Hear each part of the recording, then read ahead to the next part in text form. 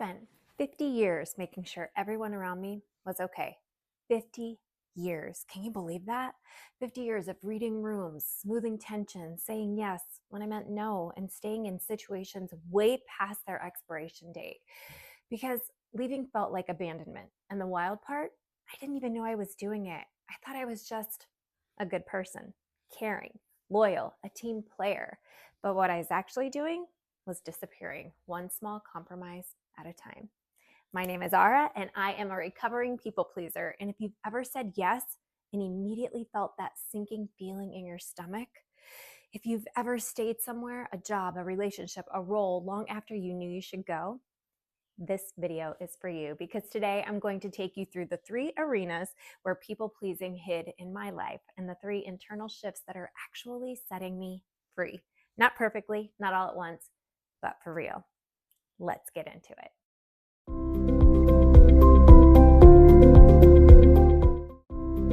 So there are 3 arenas where people pleasing hid in my life. Okay, this is just my life, and I'm sure there's many other places. People pleasing, it's sneaky. It doesn't always look like weakness. Sometimes it looks like loyalty. Sometimes it looks like being the dependable one. Sometimes it looks like love. Here's what it was hiding in my life. First, the arena 1 is work. Okay, I have spent years staying in jobs longer than I should have. And if you asked me at the time why, I would have given you a very reasonable sounding answer. I had built relationships. I cared about my team. I didn't want to leave them in a tough spot, right? And all of that was true, sure. But here's what was also true. I was terrified to disappoint people who depended on me, terrified that they'd struggle to replace me, terrified that choosing myself meant I was somehow letting them down, terrified to upset the status quo. And so I stayed and stayed. And somewhere in all that staying, I stopped asking myself what I actually wanted. That is people pleasing dressed up as dedication. And it cost me time that I can never, ever get back. Arena number 2 is my marriage. Was my marriage. This one, it goes deeper. In my marriage, which ended about 3 years ago, I put everyone else first. And I don't just mean in the small daily ways. I mean, I put others first so consistently, so completely that over time, I lost sense of self. I genuinely could not tell you what I liked, what I needed, what I thought without filtering through the question, but how will this affect everyone else? Does it sound familiar? That's not selflessness, that's self-erasure. And the painful truth is you can love people deeply and still disappear trying to keep them comfortable.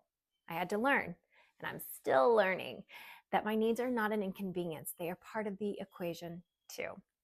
Arena 3, family. I played the soother role for a very long time. Every family has roles, right? And mine had given me one early. I was the soother, the good girl. If things got tense between my siblings, or more likely my parents, I was the one who rushed in to smooth it over. If someone was upset, I felt like I had to manage it. If the dynamic got disrupted, I felt a physical urgency to restore the peace as fast as possible. Look, if I had any say in it, no boat would be rocked in my presence ever. And for a long time, I wore that role like a badge. I was the stable one, the reliable one, the one who never, ever caused trouble. But what I was actually doing was carrying everyone else's discomfort so I didn't have to sit in my own. Peacekeeping is not the same as people pleasing, but when you feel responsible for other adults' emotional states, that's people pleasing. And it is exhausting in ways that are hard to even describe, right? So 3 completely different arenas: work, marriage, family, but the same thing running underneath all of them. I was outsourcing my worth to other people's approval. And the moment that approval felt threatened, I would fold. That's the pattern. And recognizing it, naming it, was the beginning of everything.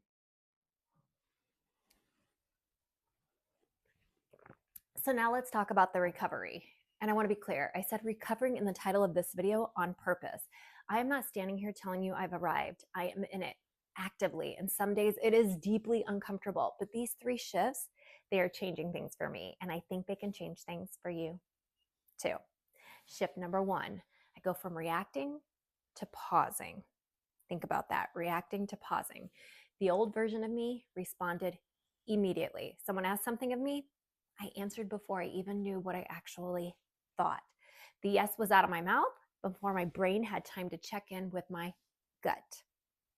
So the first shift was learning to pause. And I don't mean a polite pause. I mean a full stop, a breath. Sometimes I say, let me think about that and get back to you. Sometimes it's just 5 seconds of silence that's used to feel excruciating and now just feels like self-respect.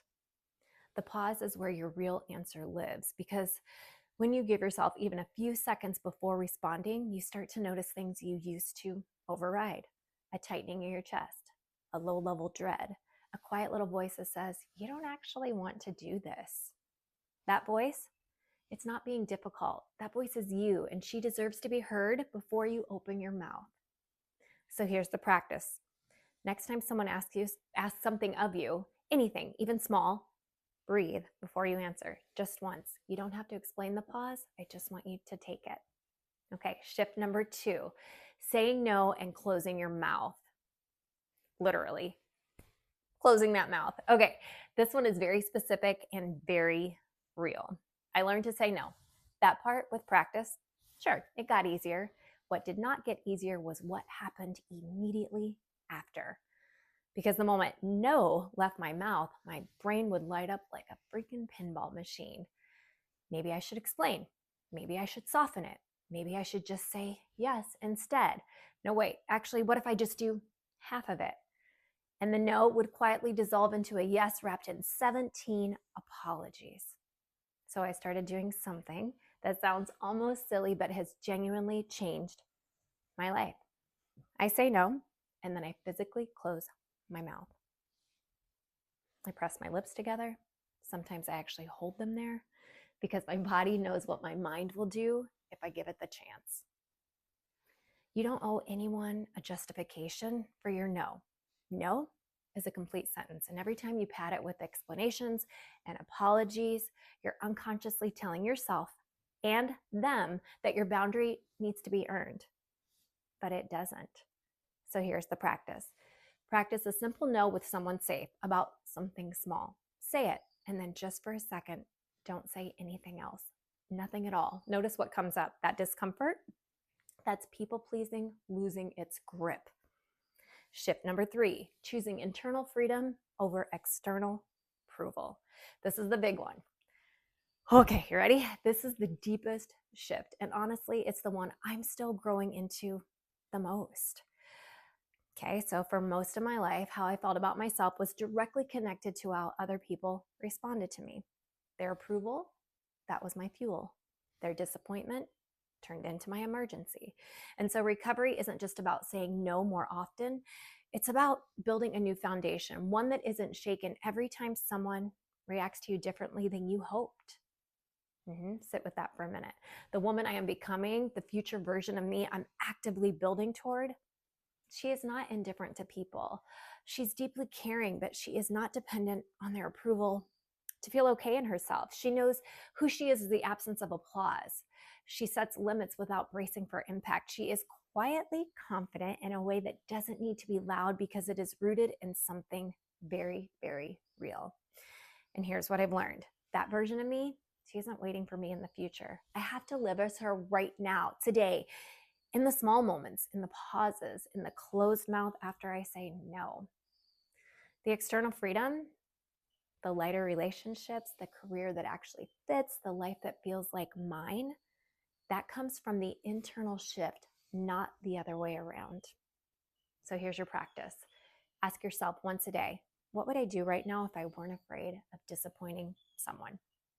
You don't have to act on it immediately. Just start noticing the answer, because that answer, that's your compass.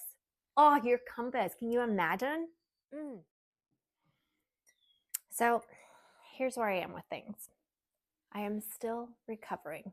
I still catch myself about to over-explain. I still feel the pull of the soother, the accommodator, the one who makes it easier for everyone else. But I pause more than I used to.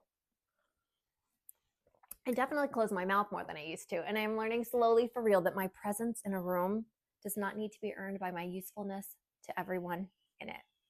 If any of this landed for you, if you recognized yourself in the job you've stayed in too long, or the role you've been playing in your family, or the marriage or relationship where you quietly vanished, I want you to know you are not too far gone. You are not too old, and you are not too deep in the pattern. You are exactly the person this recovery is for. If this video helped you, please share it with someone who needs to hear it. I know a lot of us needed to hear it. And subscribe if you want more of this kind of honest, practical work on building quiet confidence from the inside out. And if you struggle with overthinking, I've created a free guide to help you reset. That link is in the description below this video.